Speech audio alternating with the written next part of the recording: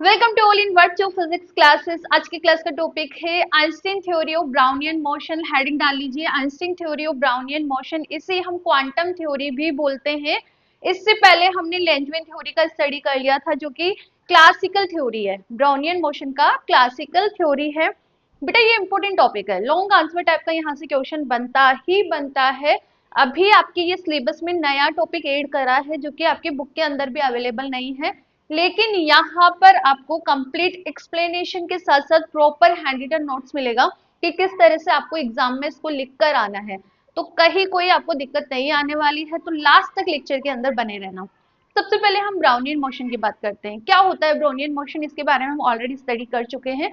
सबसे पहले 1827 में रॉबर्ट ब्राउन ने ऑब्जर्व करा कि जब पोलन ग्रेन, जब फ्लावर के पोलन ग्रेन मॉलिक्यूल्स को वाटर के अंदर डाले जाए तो वो जिगजैग मोशन करते हैं, या फिर आर्बिट्री बहुत ही तेज वहां पे उन पार्टिकल्स का मोशन होता है। उस मोशन को यहाँ पे ब्राउनियन मोशन बोलते हैं। पहले तो रॉबर्ट ब्राउन ने ये सोचा कि जो पोलन ग्रेन के पार्टिकल्स है, फ्लावर के पार्टिकल्स ही है, तो वो जिंदा पार्टिकल्स है, उनमें कुछ ना कुछ जीवन है, इस वजह से वो उस वाटर के अंदर क्या बोलते हैं, मूव कर रहे हैं। बट सेम ही एक्सपेरिमेंट जब उसने पोलन ग्रेन के डेथ पार्टिकल के साथ रिपीट करा, तो उन्होंने नोटिस करा कि वो डेथ पार्टिकल्स भी वाटर के अंदर उसी तरह से रैंडमली मोशन कर रहे हैं, जिस तरह से लाइव पार्टिकल, जिंदा पार्टिकल्स के साथ उन्होंने वो एक्सपेरिमेंट करा था। ठीक है, उसके बाद उन्होंने सैंड, मिट्टी के पार्टिकल्स, बहुत छोटे छोटे बारीक बारीक पार्टिकल्स को वाटर के अंदर डाला और वहां पे ऑब्जर्व करा कि अरे यार, यहाँ पर भी यही फिनोमिना हो रहा है।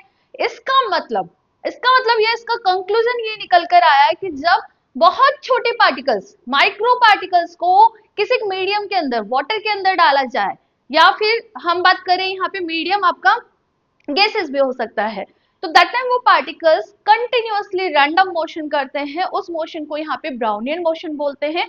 लैंजविन ने classical theory, equipartition energy theorem को और न्यूटन सेकंड लॉ को यूज में लेके वहां पर एक थ्योरी दी थी, उसे हमने लैंजविन थ्योरी बोली थी। अब रॉबर्ट ब्राउन ने ये मोशन तो समझा दिया कि यहाँ पे ब्राउनियन मोशन है, बस इसके पीछे का रीजन क्या है, वो पार्टिकल इस तरह से मोशन क्यों कर रहे हैं जब उसे हमने किसी मीडियम के अंदर डाला है या मीडियम के अंदर सस्पेंडेड करा है, उसका रीजन रॉबर्ट ब्राउन नहीं दे पाए। उसके बाद क्या था, आइंस्टीन आ गए। 1905 में आइंस्टीन ने एक पेपर पब्लिश किया और उस पेपर के अंदर कंप्लीट ब्राउनियन मोशन के बारे में एक्सप्लेन करा, जो रॉबर्ट ब्राउन ने ऑब्जर्व करा था पोलन ग्रेन के पार्टिकल्स को जब वाटर के अंदर डाला, और बताया कि यदि हम ब्राउनियन पार्टिकल्स को वाटर के अंदर सस्पेंड करते हैं तो वो पार्टिकल्स उस फ्लूइड के अंदर डिफ्यूज हो जाते हैं। इट मीन यहाँ पर कहीं ना कहीं ब्राउनियन मोशन और डिफ्यूजन कांस्टेंट के बीच में रिलेशन है। और अल्बर्ट आइंस्टीन ने यहाँ पर डिफ्यूजन कांस्टेंट की वैल्यू कैलकुलेट भी करी, दो तरीके से कैलकुलेट करी। फर्स्ट कैलकुलेट करी उन्होंने bye using the irregular motion of suspended particles, जो हम ब्रोनियन पार्टिकल्स उसमें डाल रहे हैं लिक्विड के अंदर, उनके इरेगुलर मोशन को यूज में लेते हुए। सेकेंड, उन्होंने डिफ्यूजन कांस्टेंट निकाला। किस तरह से निकाला, due to the osmotic pressure at a different part due to the different concentration of suspended particles। Liquid के अंदर जब आप पार्टिकल्स को यहाँ पे इंसर्ट कर रहे हो तो उनका कॉन्सेंट्रेशन अलग अलग एरिया में अलग अलग है। डिफरेंट डिफरेंट कॉन्सेंट्रेशन की वजह से उस डिफरेंट डिफरेंट एरिया में जो ऑस्मेटिक प्रेशर है वो भी डिफरेंट डिफरेंट होगा, और उस डिफरेंट प्रेशर की वैल्यू की वजह से यहाँ पे डिफ्यूजन होता है, और उस प्रोसेस को लेकर, यूज में लेकर भी उन्होंने डिफ्यूजन कांस्टेंट कैलकुलेट करा। सो नाउ आज हम कैलकुलेट करेंगे diffusion constant by using the irregular motion of Brownian particle which are suspended in water. ठीक है, तो आपको इंट्रोडक्शन में क्या लिख कर आना है, Brownian motion is the random motion of the particle suspended in the fluid. ये मीडियम की बेटा हम यहाँ पे बात करेंगे, वो लिक्विड भी हो सकता है आपका मीडियम, गैसेस भी हो सकता है। गैसेस के एग्जाम्पल के बारे में हमने ऑलरेडी डिस्कस कर रखे हैं हम पहले भी, कि यदि बंद रूम में विंडो से आती हुई सनलाइट को हम ऑब्जर्व करें तो सनलाइट के बीम में हमें छोटे छोटे tiny tiny particle randomly motion करते हुए दिखाई देते हैं, तो वहां पे मीडियम क्या है आपका, गैसेस मीडियम है। Okay, so this was firstly observed by Robert Brown in 1827.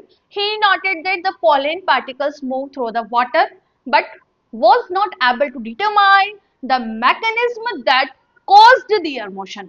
उस मोशन के पीछे का रीजन क्या है उसको रॉबर्ट ब्राउन एक्सप्लेन नहीं कर पाए.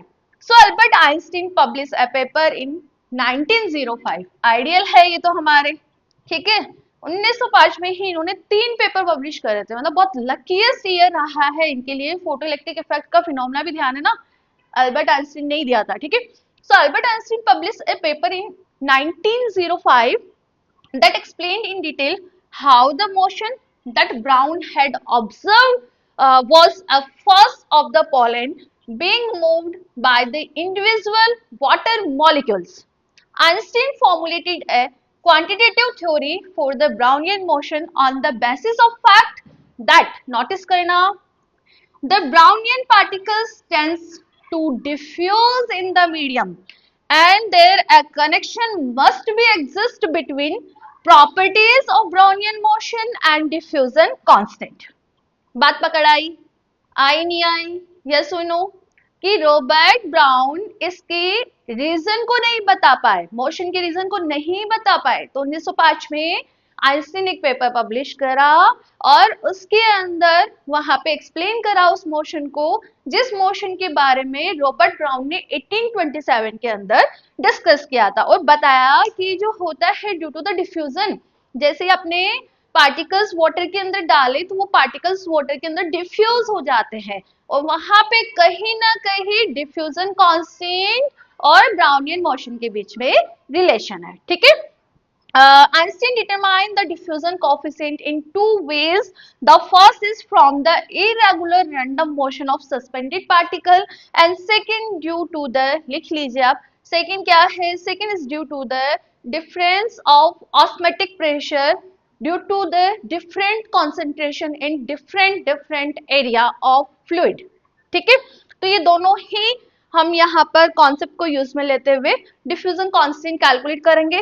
सबसे पहले हम कैलकुलेट करेंगे from the irregular random motion of suspended motion, suspended particles. तो सबसे पहले आप हेडिंग डाल लीजिए, इसी के अंदर नीचे आप लिखिए बेटा diffusion constant from the irregular motion of the suspended particles. Second देखो, from the difference in osmotic pressure between different part due to the difference in concentration of suspended particle which give rise to the phenomena of diffusion. ठीक है, दोनों ही method से हमें यहाँ पे diffusion constant calculate करना है. सबसे पहले हम कैलकुलेट करेंगे due to the irregular motion of suspended particle. तो फर्स्ट हेडिंग डालिए यहाँ पे कैलकुलेट ऑफ डिफ्यूजन कोएफिशिएंट या calculation of diffusion coefficient from the irregular motion of suspended particle. इसको किस तरह से समझना है, सबसे पहले हम यहाँ पे कंसीडर कर लेते हैं जिस लिक्विड के अंदर हमने पार्टिकल्स को डाला है वहां पे हम एक सिलेंडर कंसीडर कर लेते हैं. बेटा मैंने यहाँ पे एक सिलेंडर कंसीडर कर लिया जिसके 2 सरफेस डिफाइन कर रही हूँ मैं, S1 इन S2. इन दोनों सरफेसेस के बीच की जो लेंथ है वो डेल है और S1 सरफेस पे नंबर ऑफ क्या बोलते हैं कॉन्सेंट्रेशन ऑफ पार्टिकल्स कितना है N1 और S2 सरफेस पे कॉन्सेंट्रेशन ऑफ पार्टिकल है N2. Here we consider N1 is greater than N2. इतना सा अभी आप समझो, ठीक है. क्या करा है हमने, जो हम फ्लूइड लेके चल रहे हैं जिसके अंदर हमने पार्टिकल्स को डाला है तो वहां पे वो पार्टिकल जैसे हमने डाले डिफ्यूज हो जाते हैं, तो वहां पे डिफ्यूजन कांस्टेंट और रैंडम मोशन जो हो रहा है उन दोनों के बीच में रिलेशन है. उसको कैलकुलेट करने के लिए हमने फ्लूइड के अंदर कंसिडर कर लिया कि एक सिलेंडर है, S1 S2 उसकी 2 सरफेसेस हमने कंसिडर करी है, डेल इन दोनों सरफेसेस के बीच का लेंथ है, N1 N2 यहाँ पे कॉन्सेंट्रेशन है पार्टिकल्स का और N1 मैंने डिफाइन करा है S1 सरफेस पे नंबर ऑफ पार्टिकल्स और N2 हमने डिफाइन करा है S2 सरफेसेस पे number of particle basically concentration. और here we consider N1 is greater than N2. तो पहले आप इसको लिखो, इसके बाद मैं आगे का प्रोसेस बताती हूँ. Let us consider an imaginary cylinder in the medium with the axis parallel to x axis. ये भी मेंशन कर दो कि ये एक्स एक्सिस के पैरेलल है, ठीक है. Here S1 is to the true surfaces of the cross section area A and N1 and N2 are with the particle concentration at the surface S1 and S2. Here we consider N1 is greater than N2. मतलब number of particles यहाँ पर ज्यादा है compare to S2 surface के और दोनों का cross section area same है विच इज कैपिटल A और डेल हमने यहाँ पे लेंथ डिफाइन करी है तो यहाँ पे ये भी मेंशन कर दो. Here del is length between both surfaces, ये भी डिफाइन कर दो, ठीक है। एंड अब देखो, अब यहाँ पर हो क्या रहा है, हमने ये जो कंसिडर करा है वो फ्लूइड के अंदर कंसिडर करा है, ठीक है। अब यहाँ पे N1 हमने कॉन्सेंट्रेशन लिए, तो यहाँ से जो पार्टिकल्स है वो इधर भी मूव करेंगे और इधर भी मूव करेंगे, ये बात समझ आई। S1 सरफेस से होते हुए इधर भी जा रहे हो और इधर भी जा रहे हैं, इधर भी जा रहे हो इधर भी जा रहे हैं, ठीक है। तो बेसिकली हमें यहाँ पर कैलकुलेट करना है the molecule crossing the surface S1 to the right. इस S1 सरफेस से राइट साइड डायरेक्शन के अंदर कितने नंबर ऑफ मॉलिक्यूल्स जा रहे हैं, N1 हमने यहाँ पे टोटल कंसिडर करा है। तो N1/2 और N1/2 दोनों तरफ का ये रेशियो रहेगा। तो सबसे पहले हमने यहाँ पे N1/2 लिख लिया, ठीक है। This is multiply by volume, तो हमने क्रॉस सेक्शन एरिया A लिया है, तो A को मैं लेंथ से मल्टीप्लाई कर दूं तो वॉल्यूम आ जाएगा। तो इट मीन इतने नंबर ऑफ पार्टिकल इस S1 सरफेस से राइट हैंड साइड डायरेक्शन के अंदर मूव कर रहे हैं। सिमिलरली आप मुझे बताओ S2 सरफेस से लेफ्ट हैंड साइड में कितने नंबर ऑफ मॉलिक्यूल क्रॉस करेंगे। अब इधर भी N2/2 तो N2/2 ये तो समझ आ गया, ठीक है। और वॉल्यूम कितना है, डेल क्रॉस A, इतने नंबर ऑफ पार्टिकल्स S2 से लेफ्ट हैंड साइड डायरेक्शन के अंदर मूव कर रहे हैं। ये दोनों बात भी हमें समझ आ गई। अब ठीक है, अब हम यहाँ पे कंसिडर कर लेते हैं कि बीच में हमारे पास एक को सरफेस है, ये जस्ट मिड वाला एरिया है जिसे मैंने सरफेस एस बोल दिया। क्या बोल दिया मैंने, सरफेस एस बोल दिया। अब इस सरफेस एस से राइट हैंड साइड डायरेक्शन में कितने नंबर ऑफ मॉलिक्यूल्स आ रहे हैं। बेटा एक चीज समझना, S1 से मॉलिक्यूल्स इधर गए, S2 से मॉलिक्यूल्स इधर आए। नाउ मुझे यहाँ पे कैलकुलेट करना है कि इस मिड वाली सरफेस से राइट हैंड साइड में कितने नंबर ऑफ मॉलिक्यूल्स गए। तो इन वाले नंबर ऑफ मॉलिक्यूल्स में से इसको मैं माइनस कर दूं ना, जो लेफ्ट हैंड साइड से आ रहे हैं, तो मेरे पास एस सरफेस से राइट हैंड साइड से कितने नंबर ऑफ मॉलिक्यूल क्रॉस हो रहे हैं मुझे पता लग जाएगा, ठीक है। तो ये तो मैंने ऑलरेडी कैलकुलेट कर लिया। सो नाउ हम क्या करेंगे, N1/2 A डेल में से इसको माइनस कर देंगे। अब ये क्वेश्चन अराइज होता है कि मैम इससे इसको क्यों माइनस कर रहे हो। बेटा हमने N1 ग्रेटर यहाँ पे कंसिडर करा था, जब हमने शुरू करा था तभी मैंने मेंशन कर दिया था कि N1 ग्रेटर देन है N2 से। ओके, सो नाउ यदि मुझे एस सरफेस से कितने number of particle right hand side में जा रहे हैं ये पता करना है, तो मैं क्या करूंगी, इसमें से इसको माइनस कर दूंगी। तो ये आप भी करो एक बार। यदि हम माइनस करते हैं यहाँ पे तो N1 माइनस N2, ठीक है, 1/2 आएगा, ठीक है। दोनों में 1/2 तो मैंने कॉमन ले लिया, ठीक है। A और डेल ये यहाँ पर रहेगा, ठीक है। अब एक चीज हमें ये भी समझ आ गई कि हमने यहाँ पे नोटिस करा है कि डिफरेंट डिफरेंट पार्ट पे कॉन्सेंट्रेशन चार्ज पार्ट मतलब चार्ज क्या ब्रोनियन पार्टिकल्स की डिफरेंट डिफरेंट है। तो यहाँ पर कौन सा ग्रेडियंट जनरेट होगा, कॉन्सेंट्रेशन ग्रेडियंट ना। तो यहाँ पे हम यही तो देख रहे हैं कि डिफरेंट डिफरेंट पार्ट पे कॉन्सेंट्रेशन अलग अलग है। N1 हमने कंसिडर करा, N2 है, यहाँ पे N1 ग्रेटर देन है N2 से। इसके अलावा हमने ये भी देखा कि इस एरिया से इतने number of particle right hand side में जा रहे हैं। थोड़ा सा और हम आगे गए तो वहां पे नंबर ऑफ पार्टिकल और चेंज हो जाएंगे कि कितने नंबर ऑफ पार्टिकल क्रॉस करके राइट हैंड साइड में जा रहे हैं अलग प्लेन से। तो इस तरह से हमने यहाँ पे एक चीज समझ ली कि यहाँ पे जो चेंज हो रहा है वो कॉन्सेंट्रेशन चेंज हो रहा है। तो हम यहाँ पे क्यों ना ग्रेडियंट कॉन्सेंट्रेशन डिफाइन कर देते हैं। here we define gradient concentration। क्या डिफाइन कर रही हूँ मैं, gradient concentration, ठीक है। उसको हम डिफाइन करेंगे बेटा dN/dx से, which is N1 minus N2, ठीक है। और N1 minus N2 it's divide by del, ठीक है। तो इस तरह से हमने यहाँ पे ग्रेडियंट कॉन्सेंट्रेशन डिफाइन कर दिया। तो N1 माइनस N2 की मैं यहाँ से वैल्यू निकाल कर यहाँ पे पुट कर दूं तो मेरे पास the excess of molecule crossing middle surface पता लग जाएगा। कैसे, रुको एक मिनट, इरेज कर रही हूँ बेटा थोड़ा सा ऊपर का।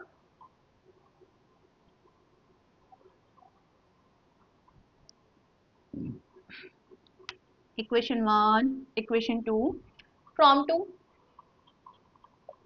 equation 2 we can say here N1 minus N2 this is equal to dN by dx it's multiplied by del, ठीक है। so from equation 1 हम बोल सकते हैं ना the axis of molecules crossing middle surface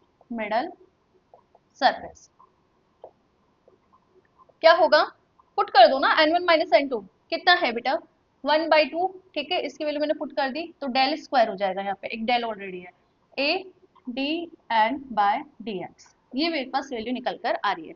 यहाँ तक लिखो, इसके बाद आगे मैं बता दी हूँ आगे क्या करना है अपने को। देखो अब जो हमने यहाँ पर सिलेंडर बनाया था, उसमें हम मिडिल वाली सरफेस से पर यूनिट एरिया पर सेकंड कितने number of molecules right hand side move कर रहे हैं, ये पता कर लेते हैं। कैसे पता करें? ये हमने टोटल एक्सेस ऑफ मॉलिक्यूल निकाल लिए, कितने नंबर ऑफ मॉलिक्यूल इस सरफेस से राइट हैंड साइड मूव कर रहे हैं। So now the number of molecules, the number of particles लिख लो, the number of particles crossing the surface as per unit area per second क्या होगा बेटा? जो हमने कैलकुलेट करा है which is 1/2 del square a d n by d x. Per unit area per second निकालना है तो ए मल्टीपल टी कर दो, ठीक है। ए से cancel, the remaining value will be del square by t d n by d x. ये question number 4 हमारा कैलकुलेट होकर आ रहा है, ठीक है। यहां तक लिखो। नाउ देखो, let the number of molecules crossing surface as in from right side या in right side